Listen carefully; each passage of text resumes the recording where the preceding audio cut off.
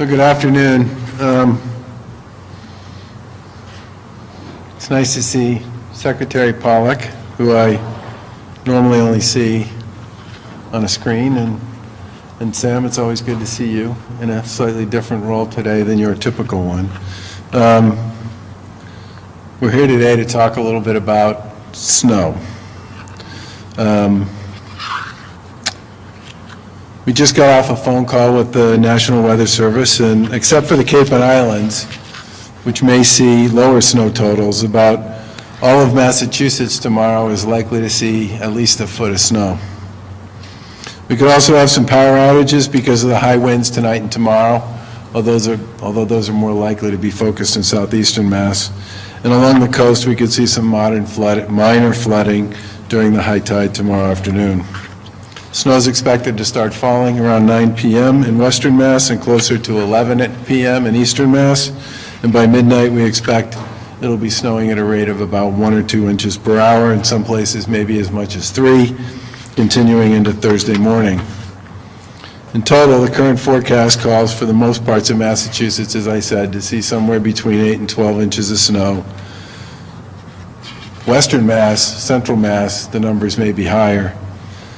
And we're also concerned about the potential for a flash freeze in eastern Massachusetts on Thursday morning. Colder temperatures are expected to quickly move eastward tomorrow morning, and that could lead to some slush and melted snow getting frozen as a result on the roadways, which obviously will certainly create some icy conditions that will make it very difficult tomorrow morning for people to be out in their automobiles. Obviously, here in Massachusetts, we're no strangers to winter weather. The Lieutenant Governor and I were talking earlier today about the fact that one of our first experiences in our current jobs, almost 6 years ago now, was the blizzard of 2015. But we've had plenty of opportunities to work our way through this stuff since then. Right now, as everybody also knows, traffic is down compared to where it typically is, and that's because more and more people are working from home, which is obviously helpful to our road crews as they clear the storm away. I'd also just point out that the fact that the storm really starts in earnest later tonight and ends toward the middle of the day tomorrow also means the vast majority of it's going to be falling at a point in time when most people should be home, based on the stay-at-home advisory we've got in place here in Massachusetts from 10 at night until 5 in the morning. And we're obviously asking people to stay off the roads, and especially tomorrow, if you can stay home, that would be the preferred option. And if you need to travel, you should really try and get whatever you need to get done earlier tonight or put it off until sometime late tomorrow afternoon. This isn't only for your safety, but it's also for the safety of the road crews and all the other folks who are going to be out dealing with the storm and clearing away snow. State employees, who for the most part do have the ability to work from home, will be expected to do that. In addition to that, there are a number of workplaces across the Commonwealth where people do work in person, many in customer-facing roles. We'll probably have more to say about what will be open and what won't be open when we know a little bit more about how the storm is unfolding. That's likely to be either late tonight or first thing tomorrow morning. And we also recommend, obviously, that employers that have employees who can work from home, it would be great if you could have them do so. And if people do absolutely have to commute, they should probably put a lot of extra time in for that. People should take it slow. The heaviest parts of the storm are probably going to be tomorrow night, but it's still going to be snowing at a pretty brisk rate in many parts of Massachusetts throughout the commute tomorrow morning, and snow will continue to fall in a lot of places until around noon. The DOT and the road crews there and the MBTA is obviously going to be working throughout the night to clear off platforms and rails and roads and sidewalks. The DOT's Highway Division is planning a full deployment of all their equipment and personnel.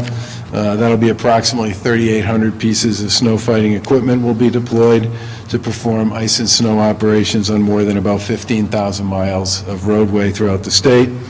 And the MBTA will be clearing tracks and engaging their new snow plans throughout the evening and into the morning as well. And even as the storm moves out tomorrow, we obviously expect cold temperatures to be with us throughout the week, which means it will continue to be icy in the days ahead. Please be cautious if you go outside. We have had a very mild fall.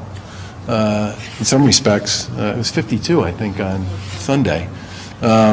So we clearly haven't had to deal with something quite like this in quite some time. And I think we should all remember that we should respect this kind of weather and recognize and understand that if you have high winds that are from 40 to 60 miles an hour, you could have some downed trees and other obstructions in the way, and that will also cause potentially some isolated power outages. We've obviously spent a bunch of time talking to the utilities and the folks at the DPU, and they're bringing crews in and staging them in all the key locations they think are going to be particularly important so that they can restore service as quickly as possible. Once again, if you absolutely don't have to travel tonight or tomorrow, it would be great if you could just stay put and let the road crews do the work that they need to do. The last thing we all need to deal with right now, in the midst of everything else that's going on, are car accidents and other collisions as a result of what will be fairly treacherous driving conditions. Everybody knows our first responders and our hospitals have had their hands full for months. It would be terrific if you just stay off the roads and not make their lives any more complicated than in some respects they already are. The MEMA State Emergency Operations Center is activated, and that'll continue with Mass DOT, the folks from DPU and the state police and others throughout the storm. Now turn it over to Lieutenant Governor to talk a little more about our response efforts and our work with cities and towns.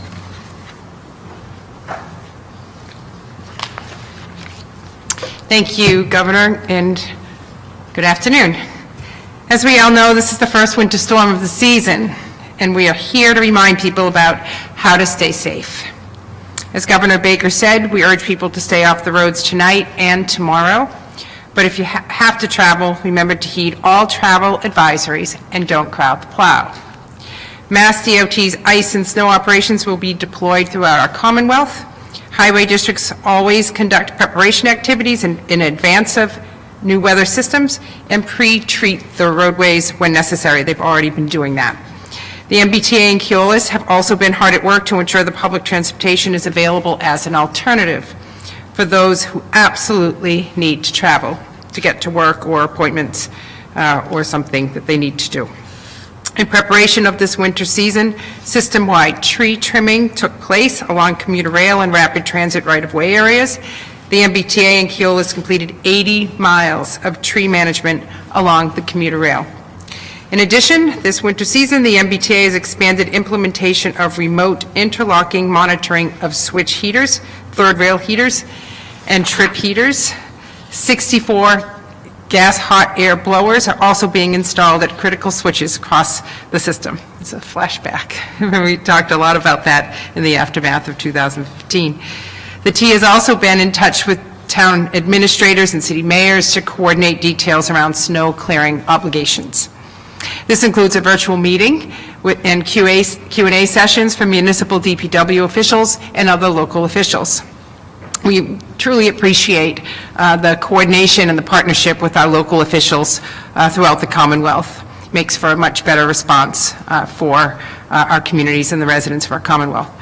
For parking closures, effective today at 10 p.m., DCR will implement parking bans along various DCR-managed roadways for public safety purposes and to accommodate snow clearing operations in anticipation of the storm. The impacted roadways are as follows: Hull Shore Drive and Extension Road in Hull, Nantasket Avenue in Hull, Lynn Shore Drive in Lynn, Quincy Shore Drive in Quincy, Revere Beach Boulevard in Revere, and Winthrop Shore Drive in Winthrop. Morrissey Boulevard in Dorchester is likely to experience flooding, which will require periodic closures at and around high tides. The parking ban is expected to be lifted shortly after snow clearing operations are complete. MEMA is also coordinating with local communities across our Commonwealth on storm prep operations this afternoon.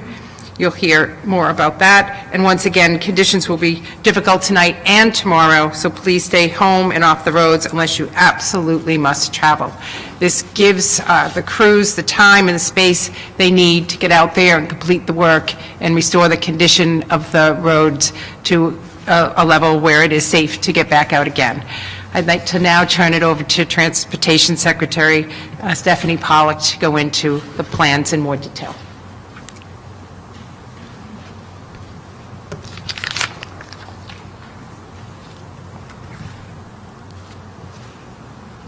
Thank you, Governor and Lieutenant Governor, and good afternoon, everyone. In the last 12 hours, I've heard forecasters use the words batten down the hatches, and that this has the potential to be a whopper of a storm for some regions of Massachusetts. Most of Massachusetts is about to see a powerful winter storm that will bring with it snow, heavy at times, and strong gusty winds. The best way to stay safe is to stay home, if you possibly can. We're all supposed to be home by 10 p.m. and stay there until 5 a.m. under the COVID stay-at-home advisory, as the governor mentioned, and today is a good day to get home a bit earlier before the snow begins in your area, and to stay there throughout Thursday morning if you can, as driving conditions are likely to remain difficult through what we used to call the morning rush hour. Who hasn't looked out a window and said, it doesn't look too bad out there, and then left home only to find themselves driving around branches on the road, squinting through a fogged up windshield, maneuvering through an unplowed intersection, and wondering if the car headed your way is going to hit you? Stay home and only travel if you must, both to keep yourself safe and to let our professionals involved in ice and snow operations get their jobs done safely. And if you do need to travel, consider using transit and leaving the driving to the dedicated men and women of the MBTA who operate our buses, subways, and trains. In this storm, MassDOT's Highway Division is activating our contractor and in-house resources and expects to mobilize nearly all of our 3,800 pieces of snow fighting equipment to perform ice and snow operations on more than 15,000 lane miles of roadway throughout the state. Highway districts are ready and can pre-treat roads with brine and magnesium chloride when appropriate. Despite these efforts, I must caution that driving conditions will likely be dangerous at times. For example, there is a flash freeze in the forecast, which means that even though the pavement has been cleared, temperatures are forecast to plummet. If that happens, wet pavement will freeze almost immediately. Drivers may be caught off guard. Pavement that looks clear and just wet may be cleared of snow, but a skating rink if pre-treating chemicals have been washed away. So please, take this storm seriously because driving conditions will be difficult and the cleanup on Thursday will take us a while. During the heaviest of snowfall periods in this storm, some major roads may have only one lane open for travel. In the nearly 6 years I've been doing these winter press conferences, you've never heard me stand before you and say this, but there may even be times that just a single lane is open for travel on some roadways. This is due to the snowfall rate per hour, but also because state and local public works officials have some driver shortages due to the coronavirus. COVID-19 has impacted crew availability for the state and for some cities and towns. MassDOT and cities and towns have changed their operating procedures to try and minimize as much the possible spread of the virus, but those procedures may mean slower road treatment and plowing that takes place longer than usual. So please, again, stay home if you can. If you need to travel, know that MassDOT and the MBTA will be working hard to keep travel as safe as possible for you. Consider using transit to get where you need to go. And if you do need to drive or take transit, please plan ahead and allow for additional travel time, especially on Thursday morning. Speaking of transit, the MBTA is planning to operate non-passenger trains overnight and into Thursday morning in order to keep tracks clear and to look for any trees or branches that pose a threat. MBTA emergency crews will be on standby throughout the storm to respond to instances of broken rails, issues affecting the power system, potential switch problems, and any water-related issues that may occur. Power crews will continue to inspect overhead wires on the blue and green lines looking for ice buildup. In addition, ice cutters are installed on the blue and green line vehicles designed to remove ice buildup on catenary wires. While the MBTA plans to operate regularly scheduled weekday service for the bus and subway, the Mattapan trolley line will be replaced with a dedicated bus shuttle beginning Thursday morning. The MBTA takes this proactive step to protect the 75-year-old trolley cars from weather-related damage. As a reminder, commuter rail is already in a reduced schedule due to COVID, so it is even more important than usual to check online for the latest commuter rail schedules.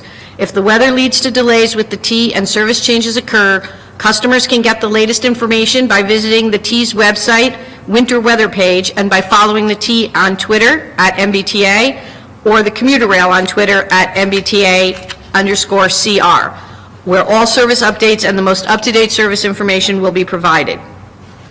The MBTA asks that customers use caution on station platforms and at bus stops, wear warm winter clothing, as always wear a face covering, and check mbta.com for the latest weather information.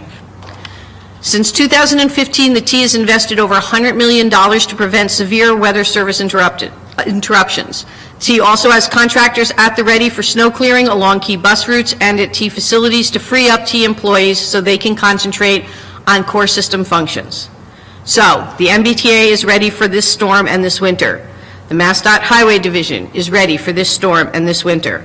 And the best step members of the public can take, if at all possible, is to stay home and give space to essential workers, including plow drivers and T operators, so they can do their jobs effectively during this storm. Thank you.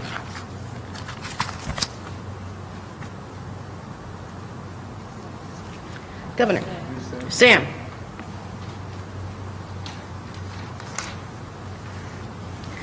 Good afternoon. Thank you, Governor, Lieutenant Governor, and Secretary Pollock. As the Governor said, MEMA will activate the state's Emergency Operations Center this evening and will be open throughout the duration of the storm, monitoring the impacts of the weather throughout the Commonwealth, including the potential for some minor coastal flooding on Thursday. In addition to MassDOT, the Department of Public Utilities, we are coordinating closely with our state and local partners. In addition to our regional operations centers, will all be activated at 5 a.m. on Thursday to begin community outreach to our municipal emergency management directors. This is weather that we are all used to in Massachusetts, but it's always good to take some basic preparedness steps. As the Governor mentioned, wind gusts could cause power outages. Keep your cell phone, laptop, and other electronics fully charged. If you have an emergency generator, make sure you have fuel and know how to operate it safely away from your home. Have flashlights, batteries, and other supplies you may need if you do lose power. And make sure if you use medical equipment that requires electricity to talk to healthcare providers, utility companies, and your personal support network for options. Finally, every storm offers great opportunity to be a good neighbor. I know many of us have older adults and other individuals living with disabilities who make our neighborhoods great places to live. Please take a few minutes to check on anyone in your neighborhood who may need some extra support before, during, or after the storm. If you're on shovel duty, take your time shoveling and take breaks. If you have a fire hydrant nearby, please take some time to be a good neighbor to our firefighting partners and clear your hydrant out. For more preparedness information, please visit our website, www.mass.gov/MEMA, M-E-M-A. And now I'll turn it back to the Governor for questions. So one other thing I would just point out is a lot of the testing sites around the Commonwealth are drive-ups and drive-throughs, and many of them are located in parking lots, and many of them are tented. That combination means that tomorrow morning, if people have planned to get a test or are scheduled to get a test, they should probably reach out to the place they were going to get tested at sometime later today and find out what their circumstance is going to be in the morning. My expectation is that it will take those folks, just like it takes everybody else, a while to dig out and clean up and get back in business. So people should definitely check in with any place they were planning to get a test tomorrow and see what the story is with respect to the morning and the afternoon. Governor, Transportation Secretary mentioned there may be at times only one lane open because there's not as much staff. What kind of decreases in staff are we seeing now that we would normally not see as a result of the pandemic? I should let the Secretary speak to that one. So the good news is we have about 90% staff availability, and the same with our contractors who we did check in with yesterday.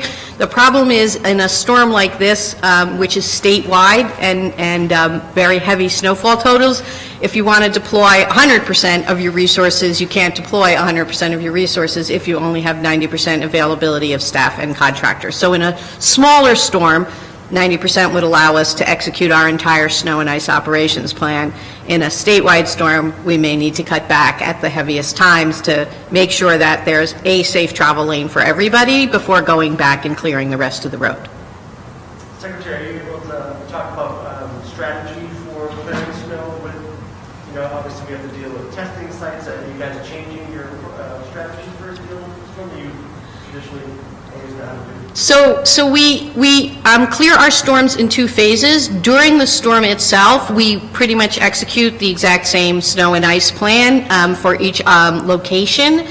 We've equipped a lot of the equipment with GPS so we know where they are and what we've covered. I think the difference tomorrow may be in the second phase, which is when we go back and we do mop-up operations. Obviously, we will make resources available to help, for example, testing centers or access to health care. If there are particular needs, when we're after the storm is done, when we go back and do the mop-up, we can prioritize locations that maybe we didn't have to prioritize last year. It's been a couple of years. Is that an issue?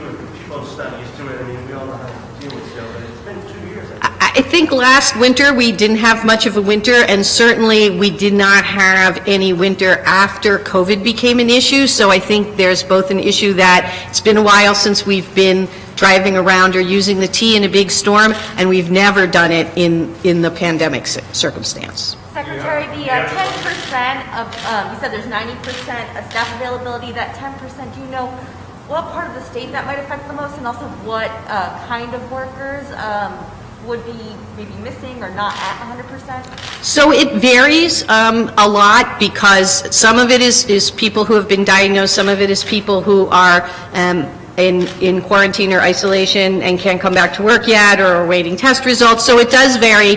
We have the flexibility to move people around, so there shouldn't be geographic problems, because if we have a shortfall in one geographic area, we would move resources into that area from other areas. Secretary, are you planning to do certain protocols to protect drivers in the trucks, like wiping down, or I don't know if you ever have 2 people in a truck and that might change? Yeah, so there won't be 2 people in a truck. We have closed break rooms, which have been a source of spread in a variety of contexts, and we want to make sure that people are not taking their breaks together. So people will take breaks in their trucks or possibly go home, but they won't be using break rooms. In some cases, we've provided porta potties in locations where people would need to be using common spaces to access rest facilities. We would prefer that they just have one person. And so we've been planning for a winter with the pandemic for months. So has the MBTA, and yes, we've changed a lot of procedures to keep our workforce safe and to minimize contact between workers and to minimize the number of people who would be in close contact with each other in any location. Governor, on the testing, we've been hearing a lot of people are still having trouble accessing the free testing site, and now that there might be a little bit of a delay with the snowstorm, do you have any plans to maybe expand for access to free testing sites or add some free testing sites in the days after the storm to deal with the backlog, or even to address some of the people who have had trouble accessing it? So the program we put in place post-Thanksgiving had a series of rollout dates. Some of them were right away, and some of them were by the end of the calendar year. We're still in the process of rolling that out, and by the end of December, I think the beginning of January, we should have all the new sites up, which does add a significant, increases our capacity statewide by about 25%. Sorry, do you think it would be a good idea for people to put off getting a test because of the storm? I mean, I know you said call, but if you call, they don't know, we'll see in the morning, if it's snowing. I do think tomorrow is going to be a difficult day. We haven't seen a day like this around here in a long time. I said earlier when we were talking about this that I'm glad the storm is starting, late at night. And in theory, the worst of it is going to take place between, 10, 11 o'clock at night and 4 or 5 in the morning. But it's still going to be snowing in most parts of Massachusetts throughout the morning, and in many cases all the way until noon.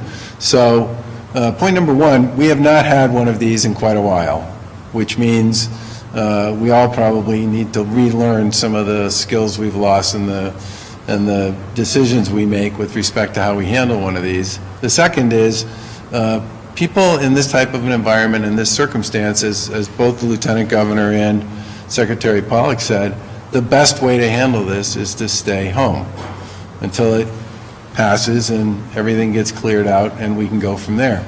And I think for folks who have a test scheduled, tomorrow, the most important thing they need to do is to contact whoever their test provider is, find out what their plan is with respect to tomorrow, and then make adjustments accordingly. It may mean they have to go on Friday instead of tomorrow afternoon, but I think in many ways, the best and most important thing we can say collectively about what people ought to be up to between 10 o'clock tonight and noon tomorrow is, to the extent you can stay home, you should. Governor, in the hospitals, typically I never really thought about it. How many, like a storm like this, how many people actually go to the hospital with slips, falls, fractures? Is that going to be an issue when we're about 83%? You know, the hospitals, generally speaking, have protocols in place with their staff. So you probably see a lot of people who will bring on their 11 to 7 team a little early so that they get there before the storm really gets going. And they usually come up with strategies for dealing with how they handle the morning shift as well.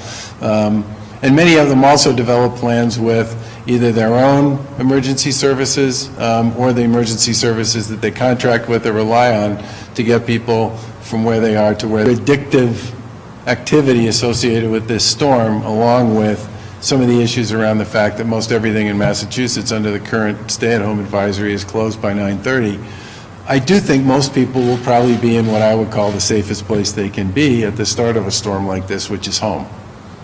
Governor, you've planned for quite a few storms. I don't know if you've kept count.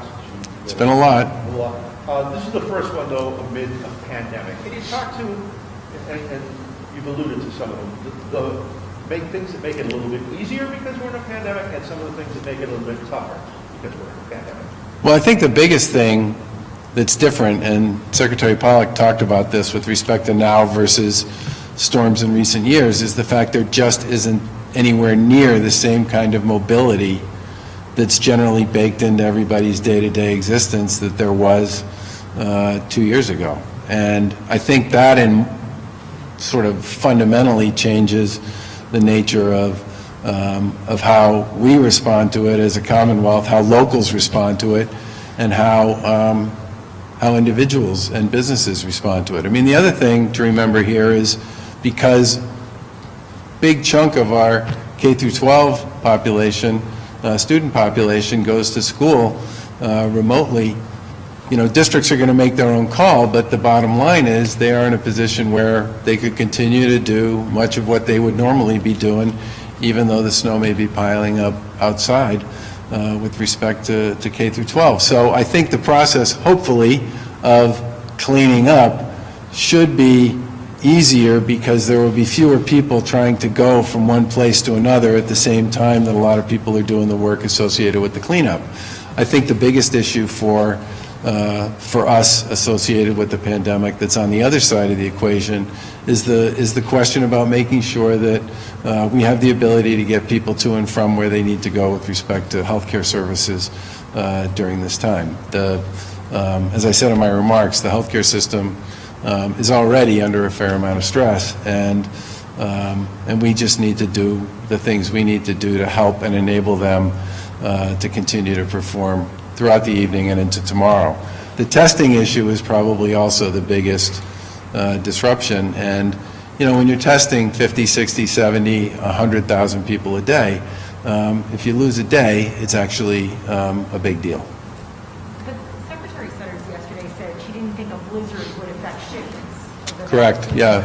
Will it affect administering the vaccine, the administration of it, given that you've got Yeah. sort of a limited window of administering it? The hospitals, for the most part, started administering the vaccine as soon as they got it, whether they got it yesterday or the day before or this morning, and they're moving pretty quickly on that. And the time frame associated with the shelf life on the vaccine won't be affected much by a day or two, which is really what we'd be talking about here. And the people who are working, who are interested in getting a vaccine, who are already lined up to be part of the community, and each provider that gets it, they're going to be there. So, you know, that part of a provider's ability to just continue to follow their protocol is going to be there, and probably won't be disrupted by this.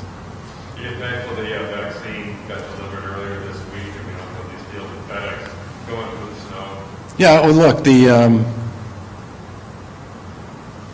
there's probably no good time to have a storm that's going to put a foot or more of snow across your community, but in this particular case, you know, having it after the vaccine for the most part is shipped, having it start late at night, having it, the worst of it take place when people are in bed, and having it happen at a point in time when we do have a heck of a lot less people on the road, on our public transportation system, traveling generally, who have options with respect to how they continue to sort of do their jobs and live their lives is certainly a benefit. But I'll repeat something I said before.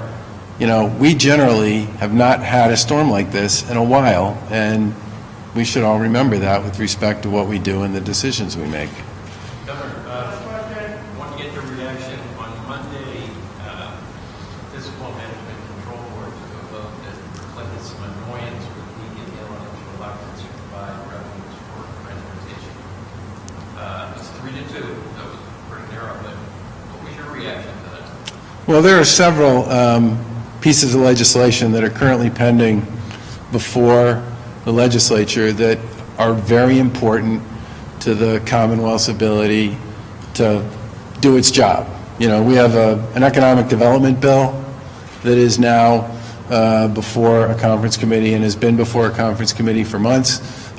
There's a lot of very significant and important resources in there that can be used to support small businesses and local communities around development initiatives and more projects associated with some of the work that we've done with communities to deal with COVID and their downtowns. I'd love to see that one get passed sooner rather than later. There's a transportation bond bill that's before the legislature that's been there for quite a while that has a whole series of really important initiatives in it that make it possible for the MBTA to not just make investments in modernizing its core systems, which is something we've been chasing pretty hard for the past couple of years, but also contains a number of mechanisms in it that make it possible for them to do some of the sort of forward-looking and forward-thinking design, build, operate type programs in developing new services which dominate the way this stuff goes on in other parts of the world. And, you know, if I had to pick two, I'd pick those. But the other one I would mention is we filed, as part of our original our second FY21 budget, a very significant amount of money, tens of millions of dollars for small business relief, which got whittled away pretty significantly during the course of the budget process. And we refiled that money again when we sent the budget back on Thursday? I can't remember anymore. Friday? Friday. We sent the budget back on Friday. I would love to see the legislature move on that as well. I mean, clock's ticking, the session's coming to an end. There's a lot of important elements in there. I was glad to see that the TNC thing that we proposed sort of survived. It survived in kind of a, I would describe it as a slightly different flavor than the one we had originally submitted, but we thought that was important too. Any communication with the President-elect? Pardon me? Any communication with the President-elect? There's the National Governors Association Executive Committee, which I serve on, has a call this afternoon with the transition team, and I am under the impression that at some point the President-elect is planning to join that call. We did a call with the President-elect and the Vice President-elect that lasted over an hour about 3 weeks ago. Look at it, Yeah. but what do you make of the findings as of now? So I've looked at the report. I would not say I've given it the full treatment that I probably need to give it, but I do know one of the recommendations in it. And this is recognizing and understanding that sheriffs are very independent entities under state law and the state constitution, but the Department of Corrections, Public Safety does have the ability to do audits around certain issues. And one of the recommendations that was in that report that the AG filed was that the folks at Public Safety, DOC, should do one of those audits. And I think we'll follow up and plan to do that. Governor, if you're looking for time to think about what you might do with the abortion amendment to the budget, I know the House has said they're looking to reject it, and the Senate has also said that they're committed to it. We'll see what happens on that. The process is obviously still going forward. Is there any update on TCO? TCI? Pardon me? Is there any update on TCI? I think we'll probably have something more to say about TCI sometime, certainly before the end of the month. There have been a lot of conversations and a lot of dialogue with other states over the course of the past 6 weeks or so. I mean, honestly, the COVID stuff dominates the conversations the governors and many state officials have sort of every single day. So this has certainly been a conversation we've been having with our colleagues in other states, but it's one that is taking longer than it might have taken otherwise, but that's in large part because we're pretty focused, all of us, on the second surge. Governor, on the abortion, your message to the legislature was you had problems with that lower age thing. Yeah. But you didn't say I'll veto it, or you haven't said that. Are you definitely going to veto it? We'll see what happens with whatever they send back to us. Thanks.